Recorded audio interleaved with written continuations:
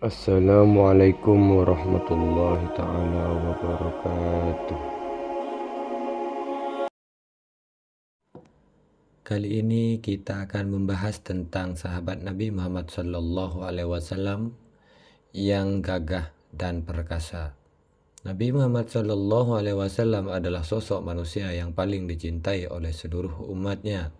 Namun tidak hanya di kalangan umatnya saja, keluarga dan para sahabatnya pun sangat mencintai beliau sebagai sahabat yang hidup di sezaman dengan Nabi.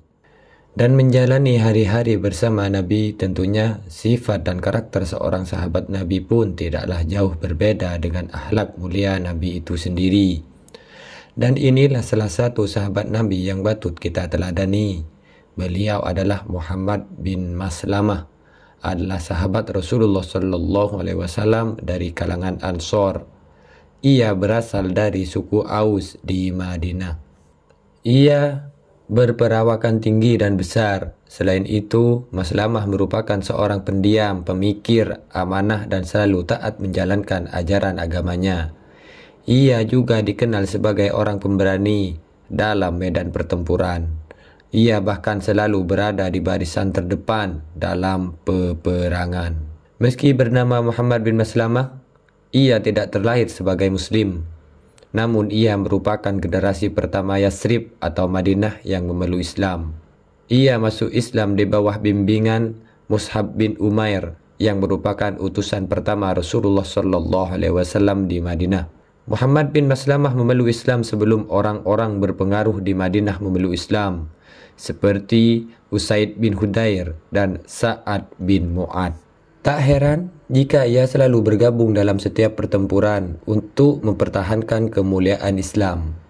Pernah sekali ia tak bergabung dalam sebuah pertempuran, yaitu Perang Tabuk, sebab saat itu ia mendapatkan tugas bersama sahabat Ali bin Abi Thalib agar tetap di Madinah untuk menjaga kota tersebut.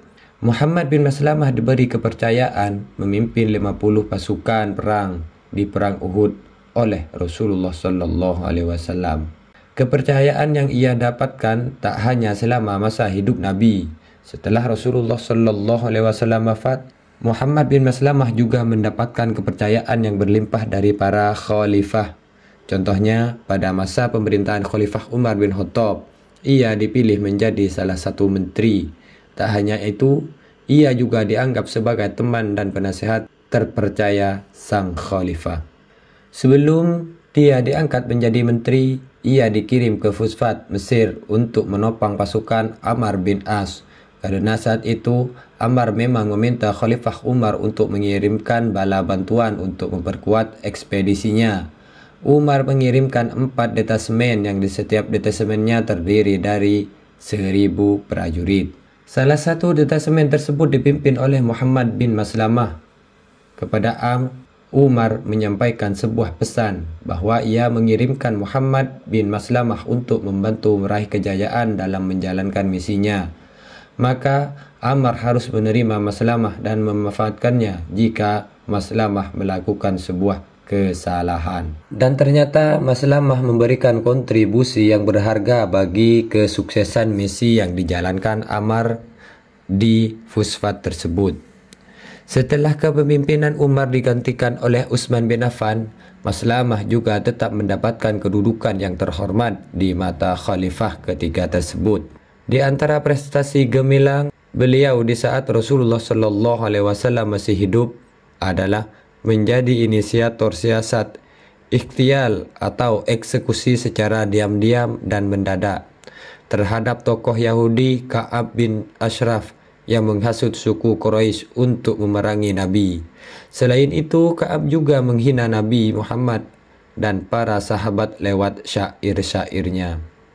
Saking masyhurnya operasi ikhtial tersebut, para ulama mujahid seperti Syekh Abu Jandal Al-Azdi dalam kitabnya Tahridil Mujahidin Al-Abta ala Ihya'i Sunnati Ikhtial menjadikan kisah operasi ikhtial Muhammad bin Maslamah sebagai hujjah masyru'iyatul ikhtial atau disyariatkannya ikhtial bagi para a'immatul kuf, para pemimpin kekafiran.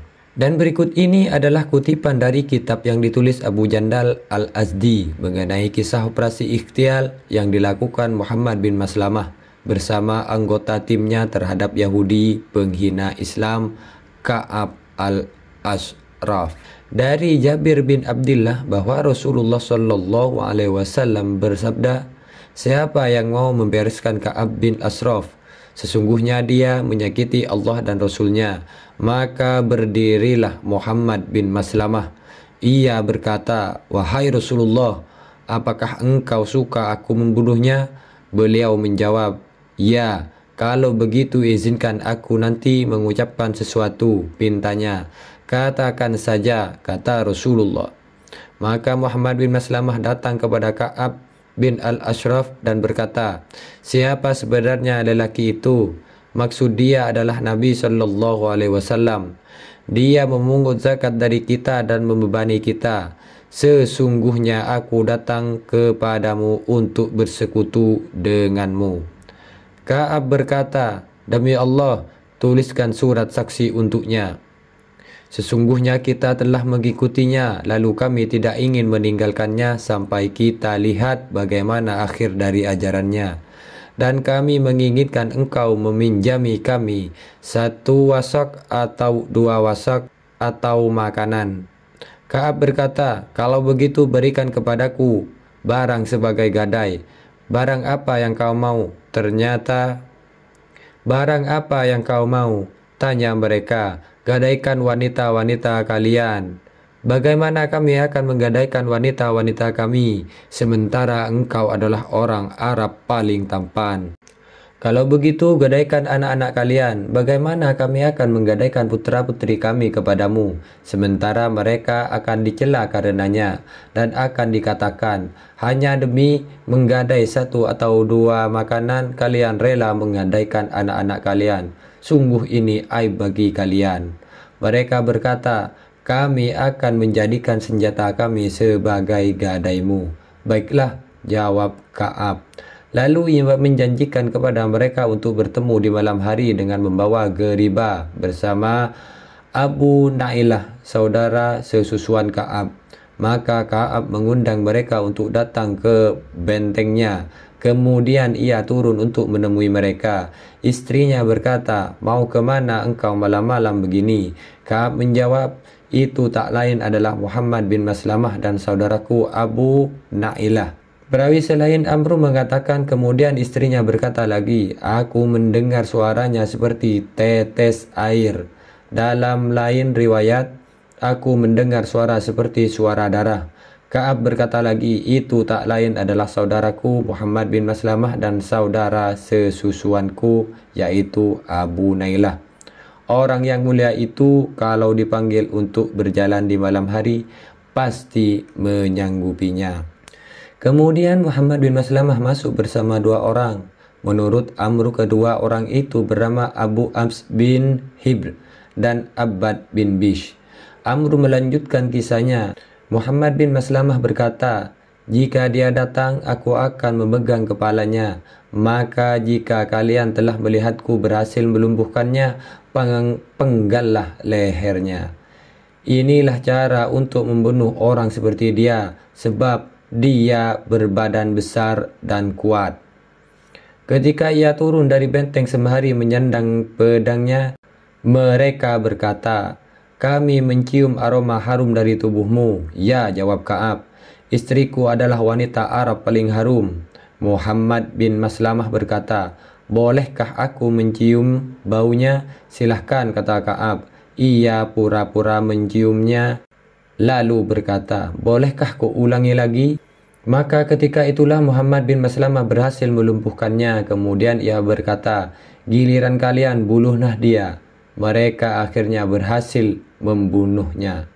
Kemudian orang-orang Yahudi datang kepada Nabi Shallallahu Alaihi Wasallam setelah terbunuhnya Ka'ab bin al-Ashraf. Mereka berkata, wahai Muhammad, teman kami terbunuh tadi malam, padahal dia adalah salah satu tokoh pemuka kami.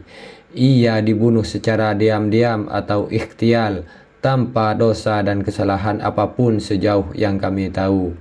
Rasulullah Shallallahu Alaihi Wasallam bersabda, sungguh kalau dia melarikan diri sebagaimana orang seperti yang sepemikiran dengannya melarikan diri, tentu ia tidak akan dibunuh dengan cara ikhtial.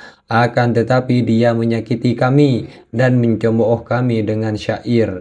Dan tidak ada satupun dari kalian yang melakukan perbuatan seperti ini, kecuali pedanglah pilihannya.